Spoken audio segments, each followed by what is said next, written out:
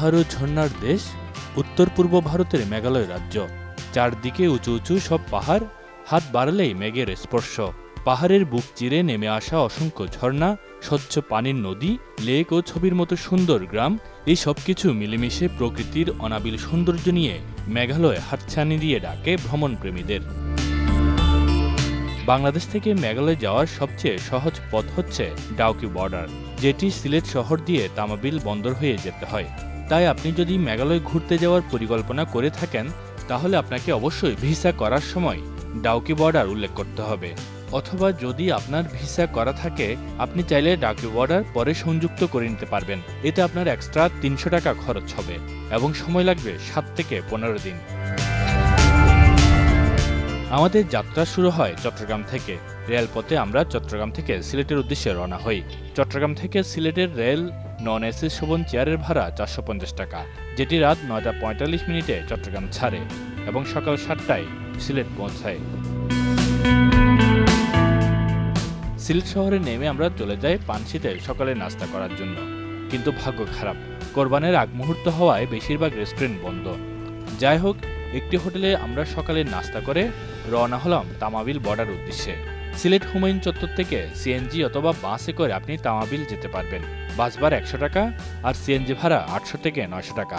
আমরা 850 টাকা দিয়ে একটি সিএনজি ভাড়া করি, যেটি আমাদের তামাবিল বর্ডার পর্যন্ত নিয়ে যাবে। সিএনজি কিছুক্ষণ চলার পর শুরু হয় ভারী বৃষ্টি।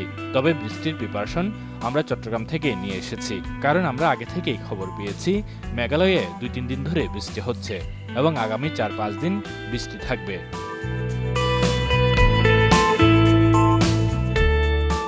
তামাবিল বর্ডার যেতে যেতে মেঘালয়ে পাহাড়ের সৌন্দর্য আপনাকে মুগ্ধ করবে।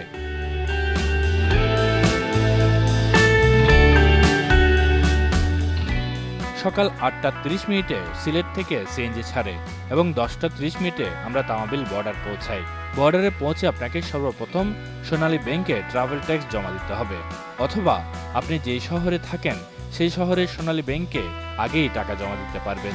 আমি চট্টগ্রামের সোনালী ব্যাংক লালদিঘি শাখায় জনপ্রতি 1000 টাকা করে ট্রাভেল ট্যাক্স জমা দিয়ে এসেছি। বর্ডারে এসে বাংলাদেশ সাইডে প্রথমে আপনাকে পুলিশ ইমিগ্রেশনের এই অফিসে ঢুকতে হবে। সেখানে আপনার ছবি তোলা হবে এবং জনপ্রতি 100 টাকা করে নেওয়া হবে। এরপর আপনাকে যেতে হবে কাস্টমসের এই অফিসে। এখানে আপনি সোনালী ব্যাংকে টাকা জমার চালান কপিটা জমা দিবেন। এরপর যেতে হবে এই অফিসে। এখানে আপনার পাসপোর্টের এন্ট্রি করা হবে। তারপর আপনি ইন্ডিয়ার বর্ডারে প্রবেশ করতে পারবেন। বাংলাদেশ সাইড এবং ইন্ডিয়ার সাইডে ইমিগ্রেশন শেষ করতে আপনার কিছুটা সময় যাবে, তবে জটিল তেমন কিছু নেই। ইমিগ্রেশন শেষ করে আমরা একটি ক্যাব ভাড়া করি, যেটি আমাদের ডাউকি ঘুরিয়ে চেরাপুঞ্জি নিয়ে যাবে। ভাড়া নিচ্ছে 3500 রুপি। এটি আপনারা যদি ডাউকি বাজার থেকে নিতে পারেন, তাহলে হয়তো আরও কম দিয়ে নিতে পারবেন। এখানে আরও একটি গুরুত্বপূর্ণ তথ্য বলে রাখি, আপনি অবশ্যই ডাউকি বাজারে আপনার টাকা রুপিতে রূপান্তর করে নেবেন, কারণ ভিতরে চলে যাওয়ার পর অন্য কোথাও তেমন ভালো কোনো রেট পাবেন না। মেঘালয় ভ্রমণে যদি আপনি বাজেট ট্যুর দিতে চান, তবে আপনি 4 জনের গ্রুপ নিয়ে যাবেন। এতে আপনার খরচ কিছুটা কম হবে। আমাদের গ্রুপে আমরা আছি 2 জন, আমি এবং আমার ওয়াইফ রিঙ্কি।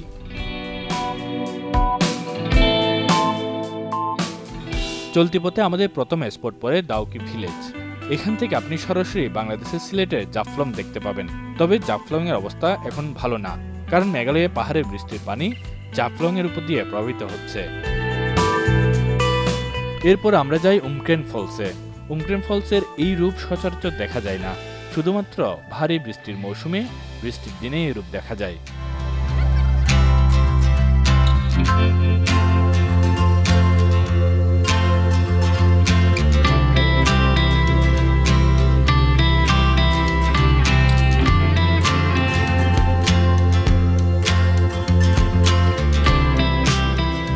গত 2-3 দিন ধরে মেঘালয়ে খুব বৃষ্টি হচ্ছিল।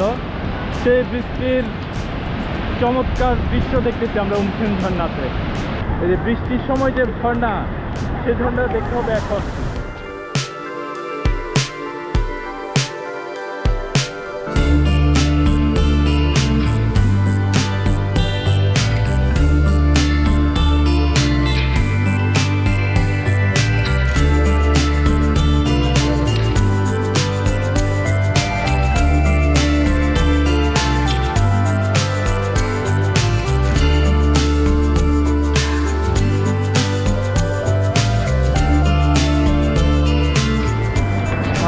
গতকাল থেকে আসলে টেনশন করতেছিলাম যে এত বৃষ্টির মধ্যে মেঘালয়ে যাওয়া ঠিক হবে কিনা, কিন্তু যদি এই বৃষ্টিতে যদি না আসতাম তাহলে আমরা এই সৌন্দর্য কখনোই আসলে দেখতে পারতাম না।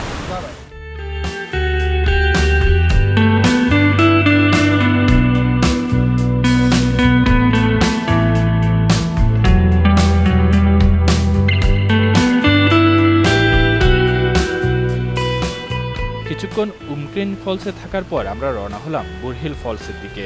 সেখানেও আমরা অসাধারণ ভিউ দেখতে পাই।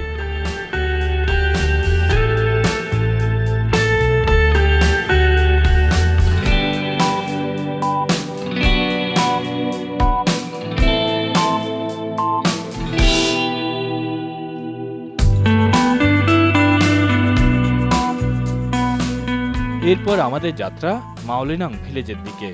বৃষ্টি মৌসুমে মেঘালয়ে ভ্রমণের যাত্রাপথে আপনি হাজারো এরকম ঝর্ণা দেখতে পাবেন।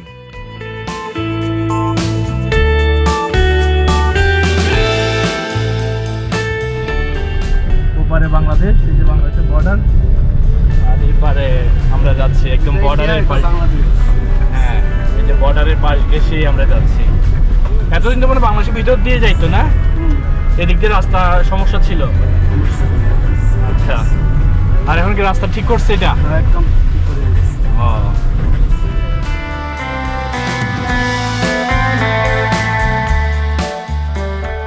কিছুক্ষণ যাওয়ার পর আমরা পৌঁছে যাই মাওলিনাং ভিলেজে। এটিকে বলা হয় এশিয়ার সবচেয়ে ক্লিনেস্ট ভিলেজ। মাওলিনাং হলো ভারতের মেঘালয় রাজ্যের পূর্ব খাসি পাহাড় জেলায় অবস্থিত একটি গ্রাম। এটি মাতৃতান্ত্রিক সমাজ ব্যবস্থা এবং এশিয়া মহাদেশের সবচেয়ে পরিষ্কার পরিচ্ছন্ন গ্রাম হিসেবে পরিচিত।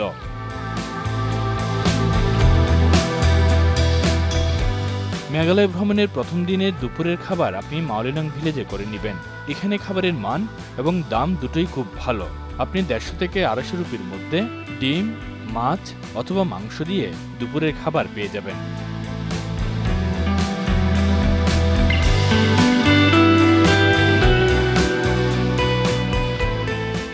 মাওলিনাং ভিলেজের দুপুরের খাবার শেষ করে আমরা হাঁটা শুরু করলাম লিভিং রুট ব্রিজ দেখার উদ্দেশ্যে। এখানে জনপ্রতি টিকিট ভাড়া লাগবে 30 রুপি করে এবং ক্যামেরার জন্য দিতে হবে 40 রুপি।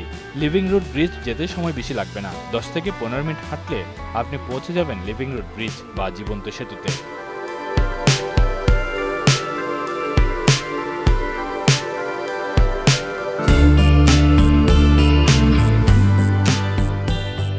এটাকে জীবন্ত সেতু বলার কারণ হচ্ছে এই ব্রিজ গাছের শিকড় দিয়ে তৈরি।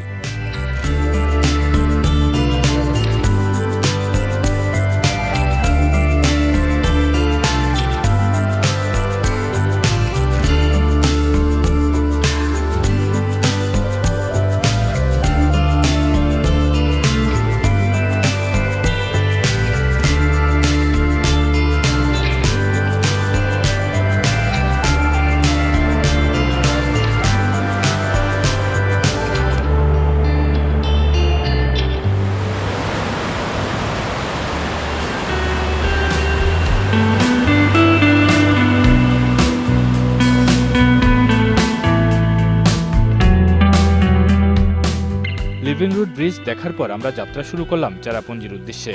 মেঘালয় ভ্রমণের দ্বিতীয় পর্বে আপনাদের দেখাবো মেঘালয় ভ্রমণে চেরাপুঞ্জিতে আমরা কোথায় কোথায় ঘুরেছি এবং আপনারা আরও কোথায় কোথায় যেতে পারেন এবং কোন সময় আসলে কেমন ভিউ দেখতে পাবেন সেটিরও ধারণা পাবেন। ডাউকি থেকে চেরাপুঞ্জি যেতে যেতে আপনাদের ডাউকির আরও কিছু ট্যুরিস্ট স্পট সম্পর্কে তথ্য দিই, যেটি আপনি মেঘালয় ভ্রমণে তৃতীয় দিনে রাখতে পারেন। অর্থাৎ মেঘালয় ভ্রমণ শেষে যাওয়ার পথে সেগুলো দেখে আপনি বাংলাদেশ প্রবেশ করবেন। আর স্পটগুলো হলো সোনাং পেডাং, ক্রাংসুরি ফলস, ফিফি ফলস। মেঘালয় ভ্রমণের তৃতীয় পর্বে এখানে কিভাবে যাবেন সেটিও বিস্তারিত জানাবো। এখন আপনারা দেখতে থাকুন ডাউকি থেকে চেরাপুঞ্জি যাওয়ার রাস্তার দুই পাশের সৌন্দর্য।